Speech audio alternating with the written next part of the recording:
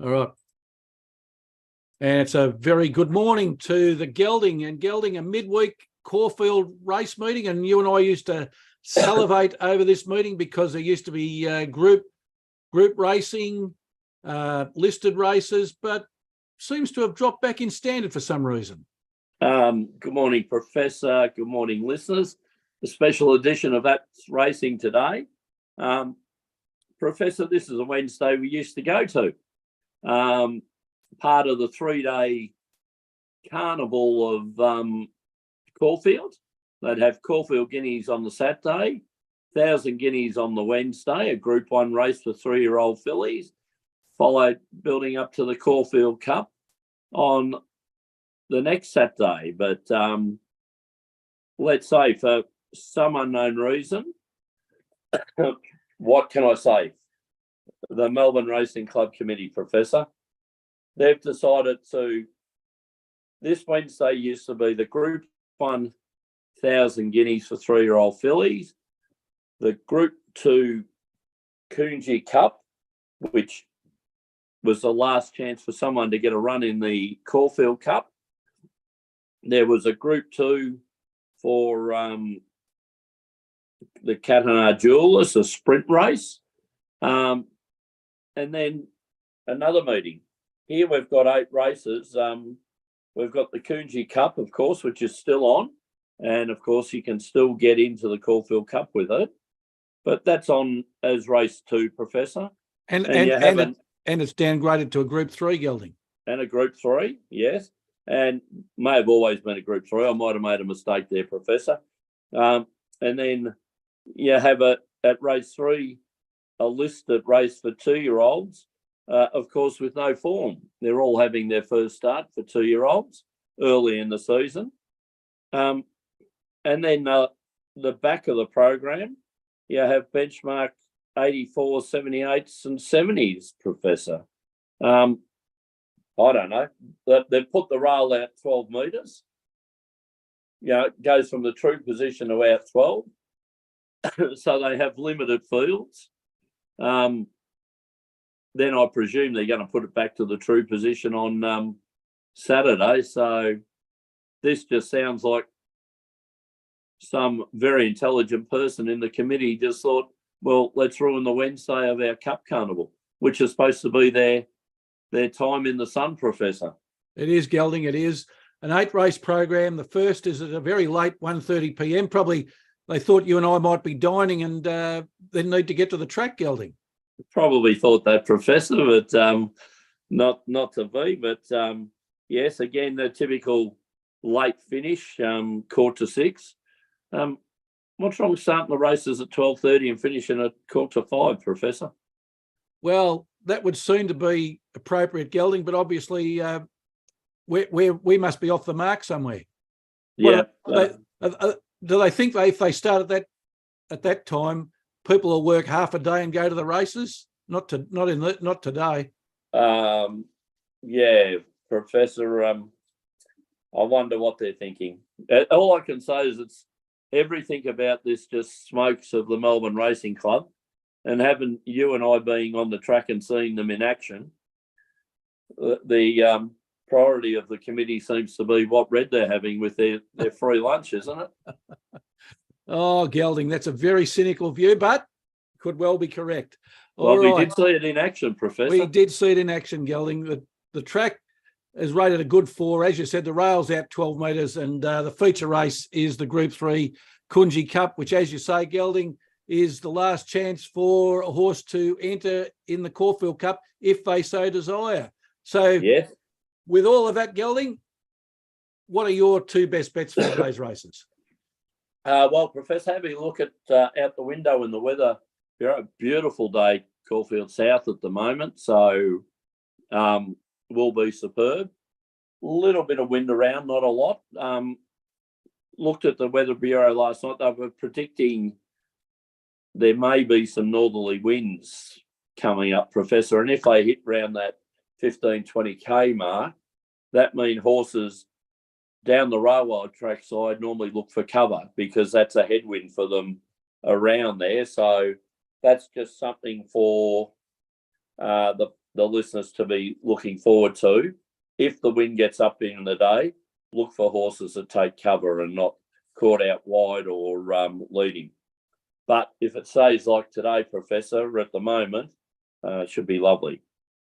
My two tips, Professor, are middle of the day. I'm going race 4, horse number 7, Installation, trained by your trainer, Professor, Peter Moody. Installation's a 5-year-old gelding that's only had 6 starts, Professor, for 3 wins. That's lightly raced gelding? Lightly raced, Professor. I'm not too sure. As we were talking before off air, the stallion in Tello I've never heard of, and she's great. It's an island mare, so I presume that this horse has been brought from overseas, lightly raced, or New Zealand, Professor. But look, its last start, it was second at Flemington over 2,500 in a benchmark 70, carrying 60.5 kilos, Professor. Drops to 54 today, and also has the claim of C. Heffel of 1.5. So if she can get down to that weight, we'll be carrying only 52.5 kilos, Professor. At the moment, it's round about the even money. So I think Installation may be a good way to start our day, Professor. We'll then follow up in race 5, Professor, horse 7, Shock 'em Over. Again, a lightly raced 5-year-old gelding by Shocking, trained by Alexander Ray, to be ridden by Craig Williams. So this horse is carrying 58.5 kilos, Professor, for a last start win in a benchmark 70 over 1,600. Steps up to a higher grade, a benchmark 78 over 2,000, Professor, but again drops from 60 kilos to 58.5. A very small field of 10. I think Shock 'em Over can continue this winning streak. As I said, the horse has had 7 starts for 3 wins and 3 seconds, Professor. I think it could be a good follow-up, especially in our parlays. Earlier in the day, got the $2.50. Excuse me, Professor. Got the $2.50. So, yeah, they're my 2 today, Professor, in what I would consider a very lackluster midday of the carnival. Is race 4, horse 7, and race 5, horse 7. And you like, Professor? Yeah, Gelding. My first selection's a little bit earlier than yours. Race 2, I'm going in. We've got to have a bet in the feature race, Gelding, the Coongy Cup, 2,000 metre race. So it's getting the horses ready for the Caulfield Cup. It's a Group 3. In this one, Gelding, I like horse number 12, Gregor Limo, because I think there might be a little bit of a omen bet there. An omen bet. Yes, Greg. Very good. Very good, Professor. Coming out of barrier 3, it's had 14 starts for 4 wins and 8 placings, so a 29% win rate, an 86% place rate. It's run second in a Group 2, Gelding. It's run third in 2 Group 3s, and it's won a Group 2. So it's got the form to say that suggests that it can win a race like this, Gelding. It ran second at Flemington behind Muramasa last month. Question, it's second up. Second up form isn't good. The only query would be, could it be underdone? But I think it'll start favourite. It's currently $3.20 and $1.55 fixed. So they're good odds for punters. Jamie Carr's in the saddle, Gelding. She's a class jockey. And Michael Moroney, the trainer, and he doesn't put too many feet wrong. No, and drops considerably in weight from its last start, Professor. Yes, Gelding, I saw that. 61 kilos down to 54. So I'd imagine that's why Blake Shin isn't riding it. He can't get down to that kind of weight. This is a French horse, of course. Yes. They've brought over, having a look at its wins and seconds and thirds in its second last, third last, and fourth last start. have all been at Longchamp or in France somewhere. So, look, obviously brought over for the Cups. This is a race that can qualify for a Caulfield Cup. So Mike Moroney has said he would probably run it if it wins in the Caulfield Cup. So I do like your first pick, Gregor Limo, Professor. Yes, Gelding, and I did see that, and I thought, well, there's no point running it in this race if you're not trying to get into the Caulfield Cup, is there? No, exactly right, Professor. Normally these French horses like a bit of the give out of the ground, Professor. Bit worried that, we had a bit of rain earlier in the week. So hopefully this track is a good fall and it can continue on. Yeah, fingers crossed, Gelding. All right, my second selection is the last race on the program, race 8. And I like in this one, horse 8, Ferretti, Gelding, coming out of barrier 4. It's had 24 starts for 5 wins and 8 placings, so a 21% win rate, 54% place rate. It's been mainly racing at Sandown over its last 4 starts. Gelding, it's had a win, a second and 2/3. So it's not doing too badly. It's 1/3 up previously, so that ticks a box. I also like that it's trained by Gay Waterhouse, and during the spring carnival Gelding, I like anything that Gay's training. She's on fire at the moment, Professor, and traditionally her horses like to lead or be on pace. This horse in its last couple of runs have been in that position. I think a track like Caulfield may suit it a bit better than Sandown, Professor, where they have that big uphill run to the post. So maybe this horse might be able to skip away in the last around the home turn, Professor. Well, I hope so, Gelding. And for punters, this is showing very, very good each way odds. $6 the win, $2.20 the place. So if it salutes Gelding, we'll be GM Racing will be very happy. And even if it runs a place, we'll still be happy. Yes, Professor, I do like it. A very good way to finish a parlay, I would have thought. Hopefully these shorter ones can get up a bit earlier in the day, Professor, and have a nice little wager on Ferretti in the last.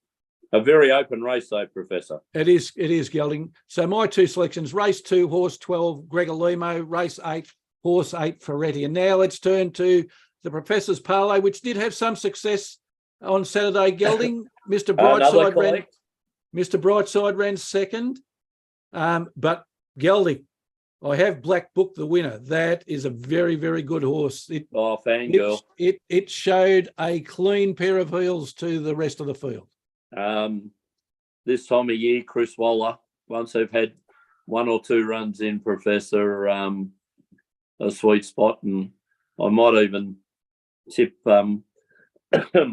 give a bit away for Saturday's show in the Caulfield Cup. I was listening to an interview of Chris Waller, and he said one of his horses is a right horse and in the right race in the Caulfield Cup, Professor. So all right, well, when Chris Waller says that, pay attention.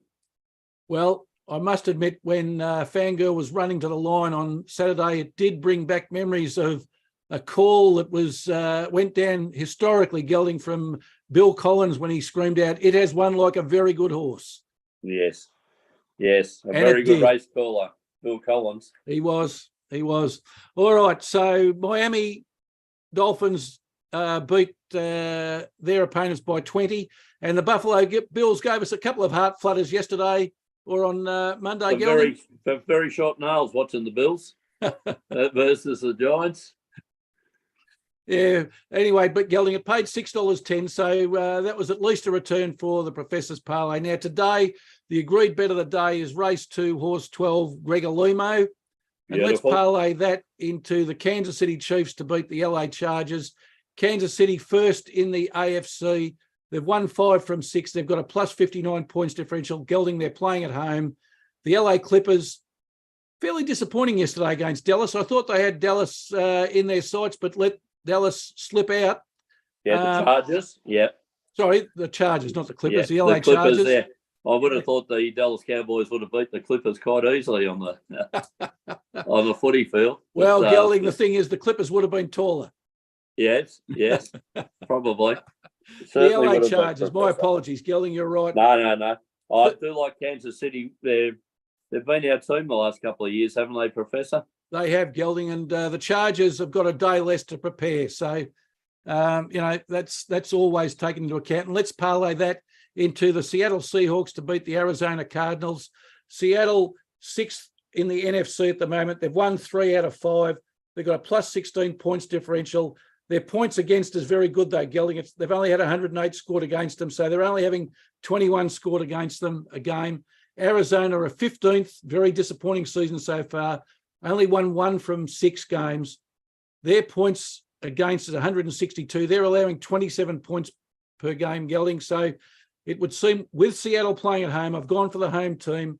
I think they will triumph. So it's race 2, horse 12 today at Caulfield. Gregor Limo into Kansas City Chiefs into Seattle Seahawks. The win parlay showing 11-2, Gelding. The place parlay showing 5-2. They're very juicy odds.